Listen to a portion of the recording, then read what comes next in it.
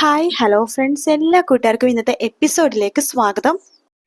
Episode തുടങ്ങുമ്പോൾ തന്നെ കാണിക്കുന്ന ബാർബിയുടെ അടുത്ത് നമ്മുടെ മുത്തശ്ശി കഥ പറഞ്ഞുകൊണ്ടിരിക്കുക കേട്ടോ. അപ്പൊ ഹനുമാൻ ഇങ്ങനെ ലങ്കയിൽ ഇങ്ങനെ സീതാദേവിനെ രക്ഷിക്കാൻ പോയ കഥയൊക്കെ ഇങ്ങനെ പറഞ്ഞുകൊണ്ടിരിക്കുന്നത്. ബാർബി ആണെങ്കിൽ വളരെ ഇൻട്രസ്റ്റോട് കൂടി ആ കഥ കേട്ടോണ്ടിരിക്കുന്ന സമയത്ത് എന്നിട്ട് എന്തായി മുത്തശ്ശി എന്നൊക്കെ ചോദിച്ചുകൊണ്ടിരിക്കുകയാണ്. അപ്പോഴേക്കും അവിടേക്ക് നമ്മുടെ പ്രീതി മുത്തശ്ശിക്കുള്ള മരുന്നും അതുപോലെ തന്നെ ബാർബിക്കുള്ള ജ്യൂസായിട്ട് അങ്ങോട്ടേക്ക് വരും കേട്ടോ.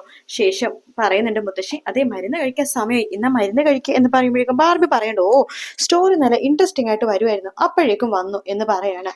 അതെ, മരുന്ന് കഴിച്ച് അതുപോലെ ബാർബി ജ്യൂസും കുടിച്ചാൽ ഇനിയും സ്റ്റോറി നന്നായിട്ട് കേൾക്കാലോ എന്ന് പറയാണ്. അതിനുശേഷം ബാർബിക്ക് ജ്യൂസ് കൊടുക്കുന്നുണ്ട്, മുത്തശ്ശിക്ക് മരുന്നും പ്രീതി കൊടുക്കുക കേട്ടോ.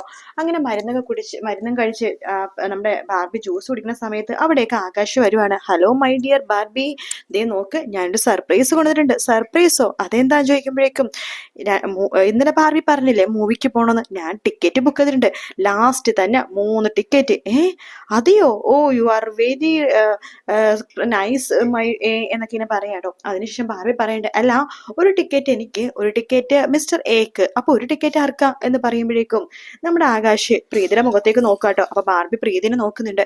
ശേഷം ചോദിക്കണ്ട്, പറ മിസ്റ്റർ എ, ഒരു ടിക്കറ്റ് ആർക്കാ എന്ന് ചോദിക്കാണ്. ആ സമയത്ത് ആകാശ് പറയണ്ട്, ഒരു ടിക്കറ്റ് എന്റെ ബെറ്റർ ഹാഫ് പ്രീതിക്ക് എന്ന് പറയാണ്. അപ്പൊ പ്രീതി നാണത്തോടു കൂടി ഇരിക്കുമ്പോഴേക്കും ബാർബി പ്രീതിനെ ദേഷ്യത്തോടു കൂടി തന്നെ ഇങ്ങനെ നോക്കുവാട്ടോ. ശേഷമാണെന്നുണ്ടെങ്കിൽ ആണെങ്കിൽ ദേഷ്യം കൊണ്ട് ആ ജ്യൂസ് കുടിക്കാതെ അങ്ങനെ തന്നെ അവിടെ വെച്ചിട്ട് പോവാണ്. പ്രീതിക്ക് വെറുതെ വിഷമം തോന്നുന്നുണ്ട്. മുത്തശ്ശിക്കും പ്രീതിക്കും ആകാശിനും കാര്യം മനസ്സിലായി പ്രീതി വരുന്നതുകൊണ്ടാണ് ബാർബിക്ക് ദേഷ്യം വന്നേന്ന്.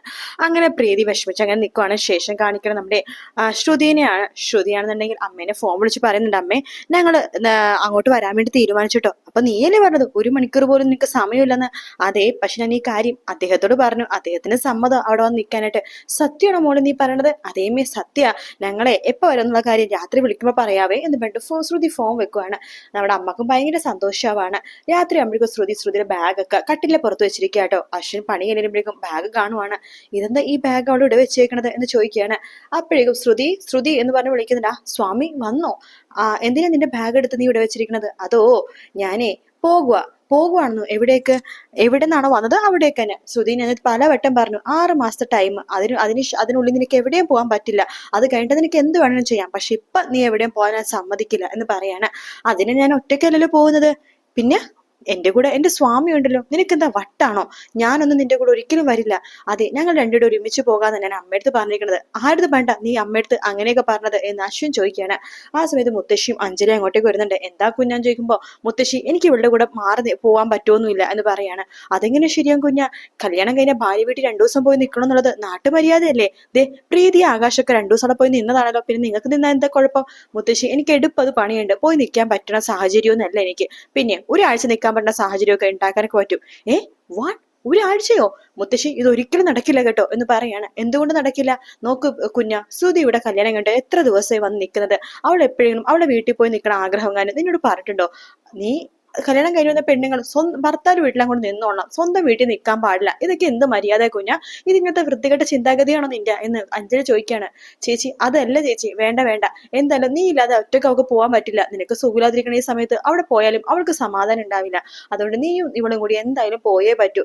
അവള് വീട്ടിൽ നിന്ന് പോയി നിന്നിട്ടില്ലല്ലോ കുഞ്ഞ, ഇപ്പത്തെ സാഹചര്യത്തിൽ ഈ അന്തരീക്ഷത്തിൽ നീ മാറി നിൽക്കണം തന്നെയാ നല്ലത്.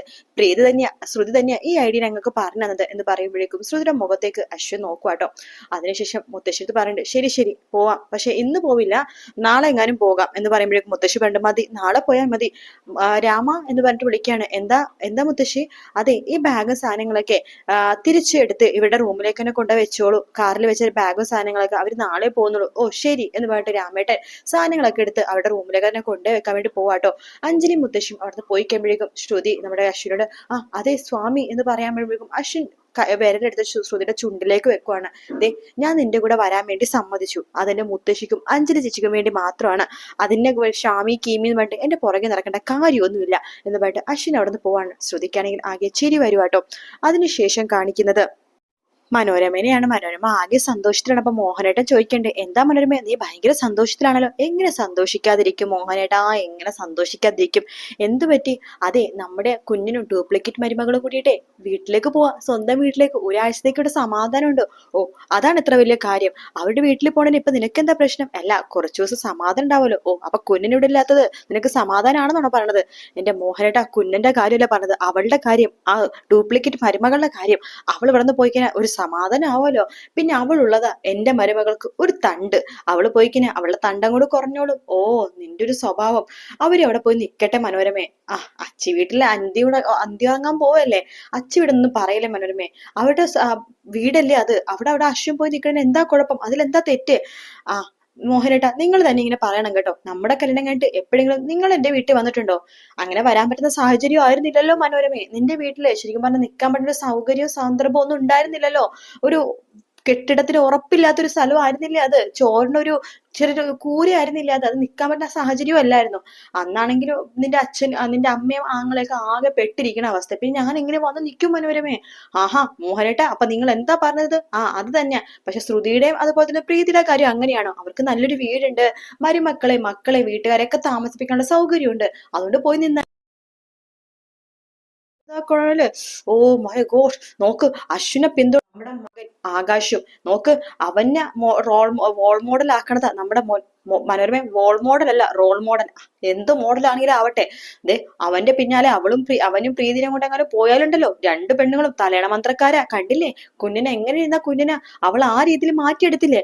അതുപോലെ എന്റെ മോനെങ്ങാനും കൊണ്ടുപോകാൻ അവൾ വിചാരിച്ചിട്ടുണ്ടെങ്കിൽ നടക്കില്ല, നോക്കിക്കോ നടക്കില്ല എന്നൊക്കെ മനോരമ പറയാണ്. ഓ മനോരമ, ദേ നീ വേണ്ടാത്ത പരിപാടിക്കൊന്നും നിക്കണ്ട. അവര് പോയി അടിച്ചു പൊളിക്കട്ടെ മനോരമയെ. അവരുടെ കല്യാണം കഴിഞ്ഞതല്ലേ, അവര് പോയി അടിച്ചു പൊളിക്കട്ടെ. ഓ മോഹനേട്ടാ, നിങ്ങൾ വെറും ഒരു ബനാനയാണ്.